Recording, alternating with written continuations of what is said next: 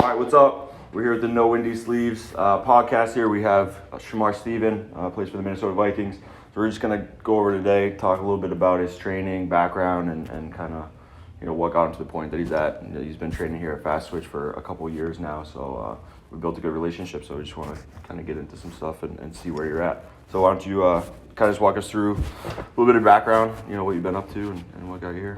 From Long Island, went to school at Long Island Lutheran. Was fortunate to get a scholarship to go to the University of Connecticut. Did my major in economics and got a chance to play ball and went 7th round to the Minnesota Vikings, and that was my first shot.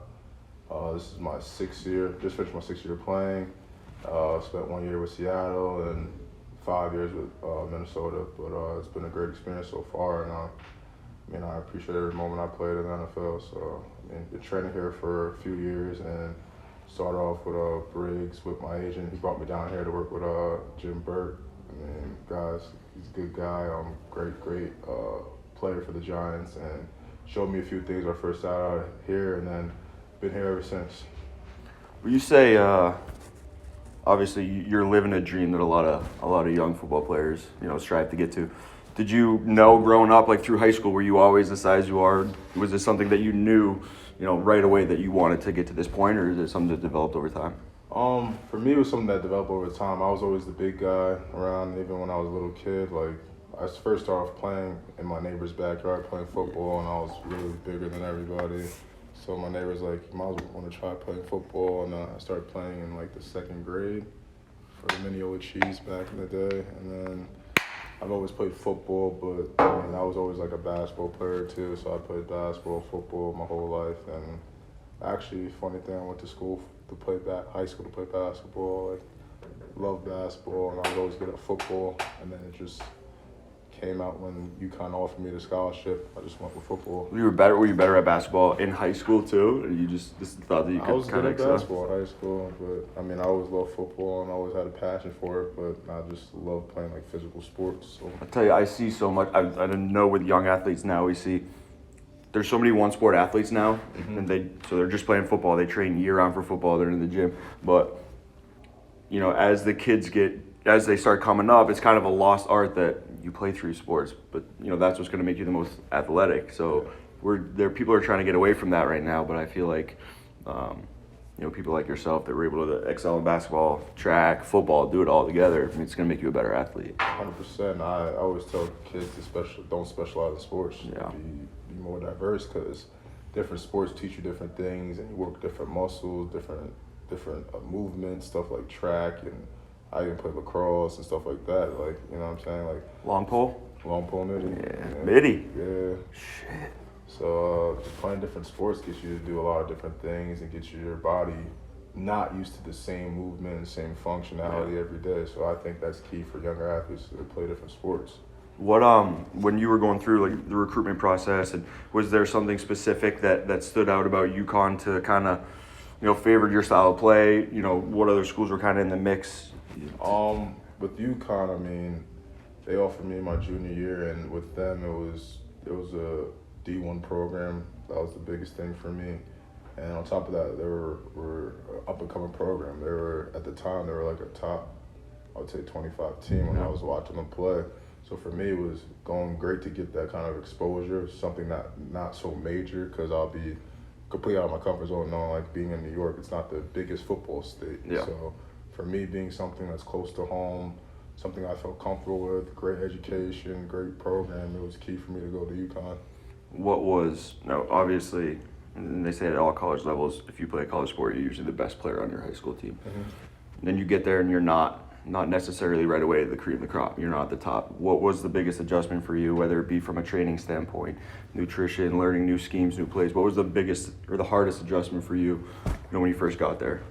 The hardest adjustment for me was lifting. When I was in high school, I was more athletic than everybody. I'd never really lifted. So getting into like a solid program, doing 40 squats in one set, Yeah. Doing sets of 10 to 15 and doing big heavy squat and maxing out and stuff like that. Never did in high school. And then learning football and juggling football with school was probably one of the hardest adjustments, because in high school, you don't really most big time athletes, it's not hard for them to be the best on the field. They just go out and show out every week. But juggling that with a full school load of economics classes and psychology classes, stuff like that, it's a big task because most kids every day don't have to worry about going to practice, watching film, going to lift, doing extra workouts and stuff like that. So the balance between that and lifting and football was kind of the biggest adjustment for me.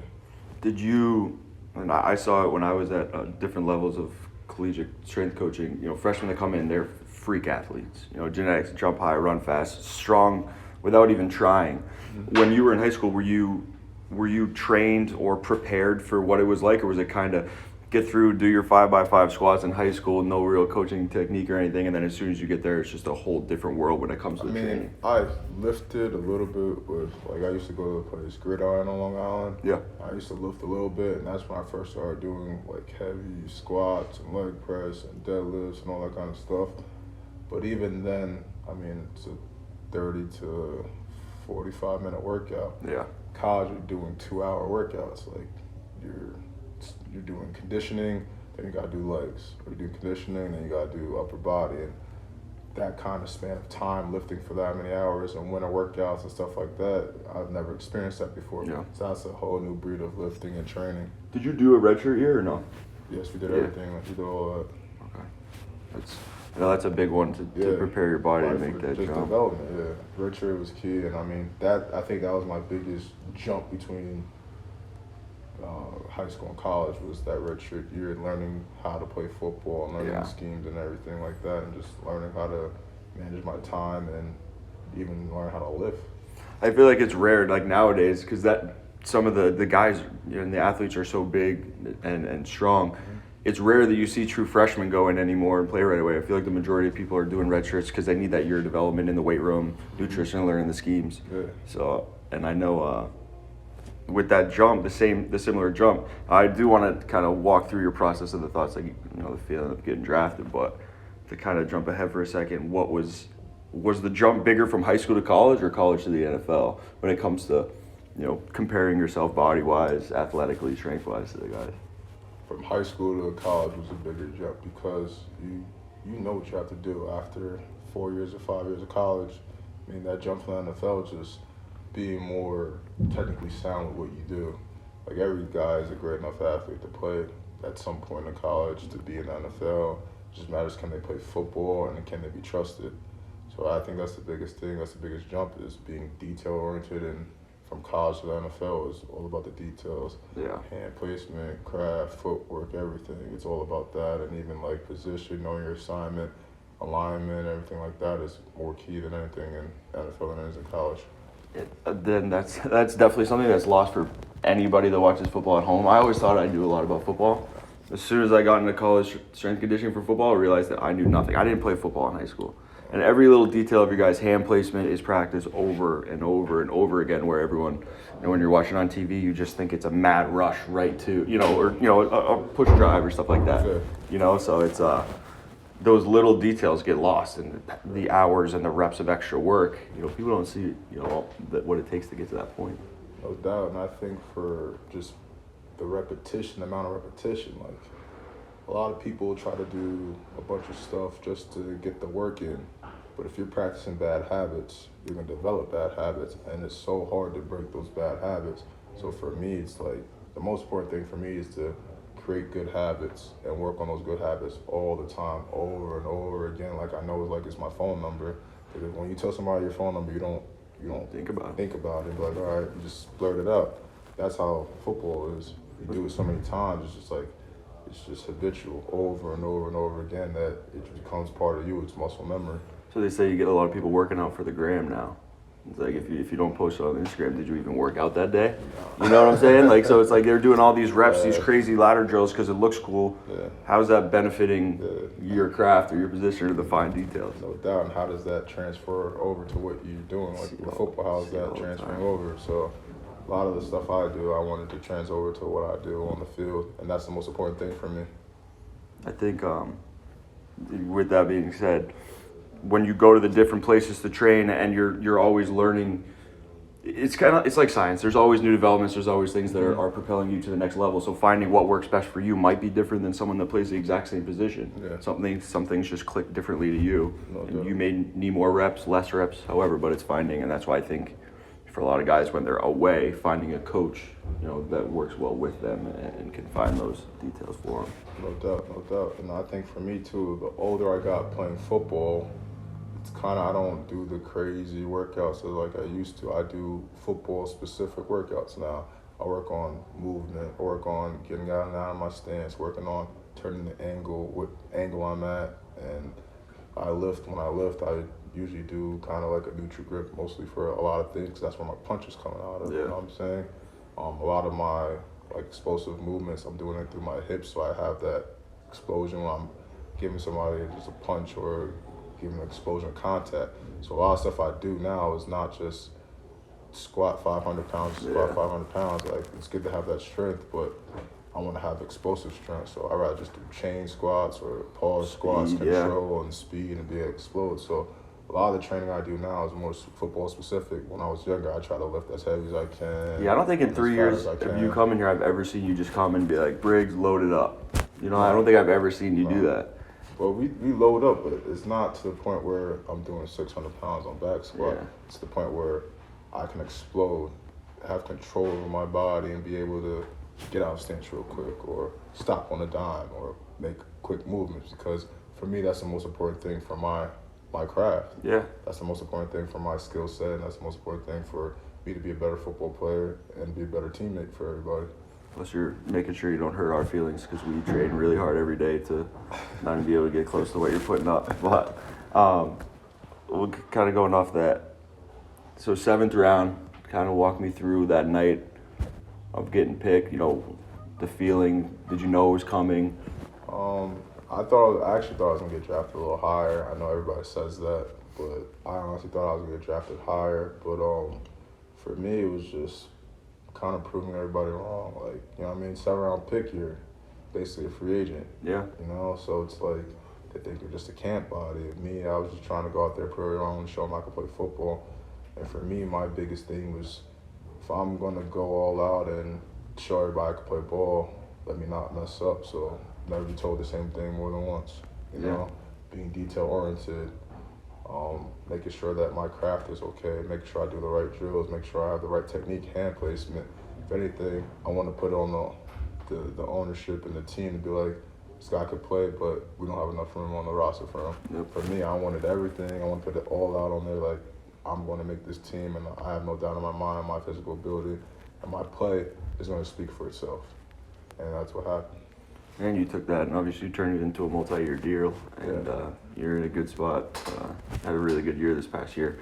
When did you know that playing in the NFL was actually a reality, that you were actually good enough to get to that point? Did something just click and everyone's like, you'll make it, or? I think getting drafted and going through that process, me being able to be like, I could do this through college, was seeing my other teammates getting drafted and making plays and doing big things, and 2nd-round pick here, 3rd-round pick here, and I'm like, I'm just as good as these players. Yeah. I have a good chance of doing it. And seeing that and seeing like what they're talking about, I have like my friend Kendall, who got drafted to the Chargers. He came back. I was like, what's the difference? He's like, not much. It's all about just being detail oriented. Yeah. And it's your job now. It's not like college where you're just out there and it matters, but it's not the end of the day. Like, this is how you feed your family, Yeah. So when he told me that, I was just like, all right. And I took it in perspective and went with it. And going to the NFL level and seeing guys that got these big contracts and stuff like that, you see what they do every day, and you kind of steal from their habits a little bit, see what makes them successful. So for me, it was stealing from guys like Tom and Linville and Everson and Brian Robinson and those kind of guys, and seeing their habits, see what kept them so long, because those guys have been in the NFL for 8, 9, 10, 11 years. So what keeps them around so long? How do they take care of their body? What do they do in the off season? What do they work on in their craft? And me looking at them and seeing what they did was key for me, because stealing a little bit of this, stealing a little of that, and making my own kind of regimen every day made me the professional I am now. Yeah, that's awesome. I think that's a big jump. Or, the difference. Obviously, I have no idea, but it has to be a big culture shock, just a change of everything, going from having to worry about 15, 20 hours of school a week, mandatory study hall, practice, weight room, stuff like that, and then going to now your whole life, your whole day is dedicated to that. What, if you could kind of walk me through how that looks now? So, your training, your nutrition, almost like a day in the life, I guess. Well, in the off season, it's most likely like come here, get a lift in, eat breakfast, then go back home, run. Open up, try to get some striders in or something, explosive workout in. And late night, probably go to the gym. I eat my 3-4 meals a day. All my stuff is meal prep, so I don't even try to think about eating my meals. Yeah. I get my shakes after my workouts, and then, I do it every morning. So come out from Long Island every day here and just, focus on just doing my craft and working on football-specific stuff with Briggs. And for me, that's the most important thing, because I need to get my work in, need to get my fuel in, and I need to get my sleep. And throughout the week, that's what I do, and that's the most important thing for me, is my recovery plus my lift. Yeah, and even when you're not training, your body is your business, is your job. So on the weekends when you're off, you can't just let go. You have to always be watching what you're putting in your body, how you're fueling it. Is that stuff that's readily available to you guys? You guys have nutritionists on staff? Because I know eating the cafeteria food can be sometimes be an issue. You guys Uber Eats, a lot of stuff like that, but. No, we have a nutritionist on staff. Remy does a great job getting us fueled up. She has our shakes ready after our lifts. Throughout the season, we eat breakfast there, meetings, walkthrough, lunch. Then we have practice. Then we could take dinner home, and we have shakes in between. We also have a lift in between, probably 3 to 4 times a week throughout the season. Off seasons even more. Everything is readily available. You eat lunch, breakfast at the facility. You get your workouts in, you have your shakes after your workouts. You do field work, you stay with your coaches out in the field, you work on your craft all off season while you're there during OTA. So it's first class in Minnesota and when I was in Seattle. So the nutrition there, the meals, if you need to lose weight, gain weight, put on muscle, maybe work on flexibility, stuff like that, all that is available to you. It's just whether you want to put in the work. The ownership's on you at this point. Yeah. So that's the most important thing about being a professional, is that college, you're told what to do a little bit. You kind of babysit a little bit. In the NFL, there's no babysitting, because it's either you want your job or you don't. You have to mature at that point. 100%. Because I know is you see a lot of college kids, it's like, I go to study hall, I skip dinner, because they take roll at dinner. It's like, you miss there, why? It's always that pushback, so you haven't matured. You have to mature there, you're gone. Yeah. There's thousands of guys wanting to take your spot. There's no scholarship in the NFL. Yeah. You're not there for just guaranteed 4 years. You're there year to year, basically. Yeah. And being a low draft pick, there's more of a chip on your shoulder. I'm not saying that there's no chip on the shoulder with higher draft picks, but you feel that urge year to year, someone's here to take my spot every year. And I have that urge every year that someone's trying to take my spot, and I gotta do what I have to do to make sure that I feed my family every day. That's awesome. That's inspirational. That's something for people to look up to. You know what I'm saying? They can kind of mimic that and want to be able to earn everything they have. Is that one of the biggest challenges, or what was the biggest challenge in the adjustment? Move there. Was it actually part of the training, part of the job? Was it all the, additional stuff that comes with it? Honestly, you do so much repetition. Football itself isn't as hard. Maybe in other places is, but what I experienced, football itself isn't the most difficult thing. I think is what people get into is what makes it hard for people is the extracurricular stuff. Being unfocused and worrying about all the things outside of football, with in addition to playing football and making sure you know your job. And having young guys, 21, 22, 23-year-olds having a lot of money when they first come out. That's got to be hard. For young guys, having their own money, being told not what to do, or being able to have access to that kind of funds is unreal, because my friend said it all the time, who do you know in your family has $50,000 with nothing to do with it?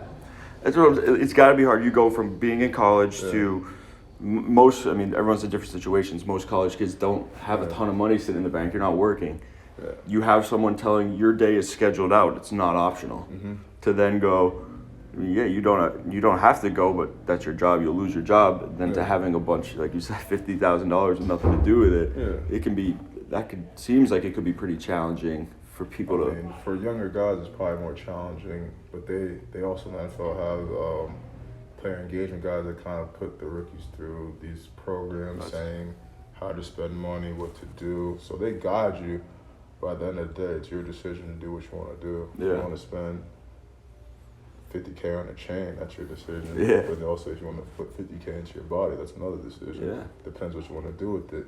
So they have good people to guide you in Minnesota. I mean, Les Pico, I mean, Don Paris, they do a great job of taking care of us and making sure we're doing the right thing. But, I mean, at the end of the day, I know on other teams, it's up to you. So it's like, what do you want to do with your money? What do you want to do with your decisions? And I think football, I mean, you always want to work on your craft and be able to, but most guys are athletic enough to always play. They always stay on regimen. And if you keep to your regimens, you don't have to worry about all the off the field stuff, because that's what gets most guys in trouble. Yeah. And this time of the year is kind of the worst part for guys off the field, because they're going out, they have free time, you go do what you want to do. But if you stick to your regimen and work on your craft every day, throughout the weekend you could go have a little fun. But just make sure football always comes first.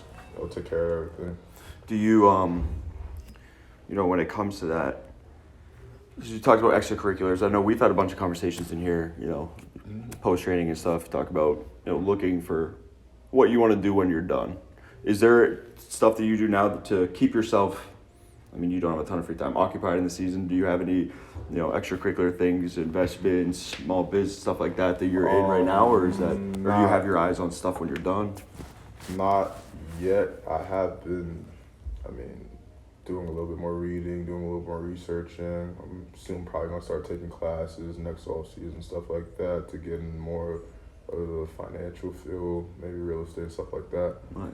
But not right now, no, because I feel like I need to focus more on football than anything else. Of course. I mean, that's the number one thing in my life.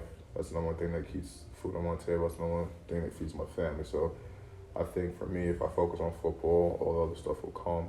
Yeah. And I don't have to worry about it. But still all season, I want to be sharp, want to be smart, want to be able to retain information. I still read a little bit, mostly articles, mostly stuff on like stock market, Wall Street, stuff like that, just to keep me attentive to what's going on in the world, and being smart about, and financially smart about where my money's going, seeing what stocks I can and you can use and not to use and stuff like that. Reading a lot on like wedding decorations and stuff. No, I'm just kidding. He's getting married this year, so definitely. Congratulations on that. That's awesome. Thank you. You'd be pretty relieved when that's over. The planning's over, not the actual wedding. No, but I'm excited to get married. I mean, I have a beautiful fiance, and I can't wait. But at the end of the day, still right now, football is definitely number one. And I mean, she's been great about it, and I mean, she works from home, but she's been great about everything, and she's always been able to adjust to my work and my schedule. So I mean, you can have a better partner. Yeah, that's awesome. They always say you can't focus on what you're doing away from home if your home life and business isn't locked down and solid. So I come from my wife support. You know, I work a lot of hours here as well, so she, you know, lets me do my thing. She's very supportive, so it makes it easier to be here. So if it's like that for you too, I know where you're coming from with having that. Makes everything that backbone. easier when the home is happy. So I mean,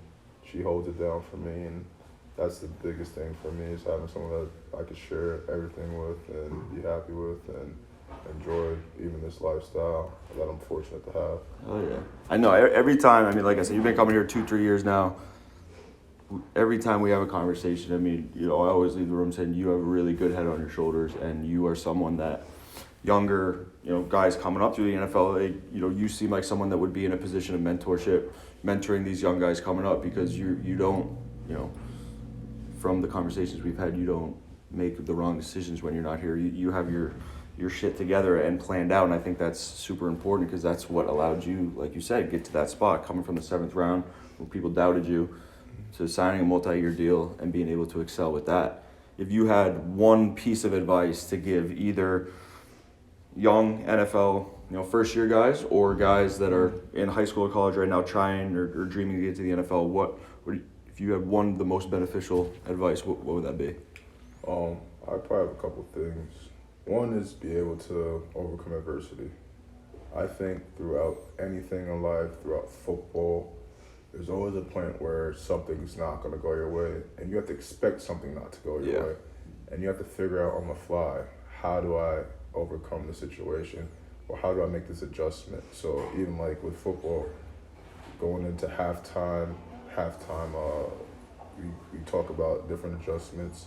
And even on the sideline, if someone's giving me a different set than what I was working on, or someone is giving me a different look, or they're running a different play, I have to be able to adjust, maybe widen out my alignment, maybe tighten out my alignment and stuff like that.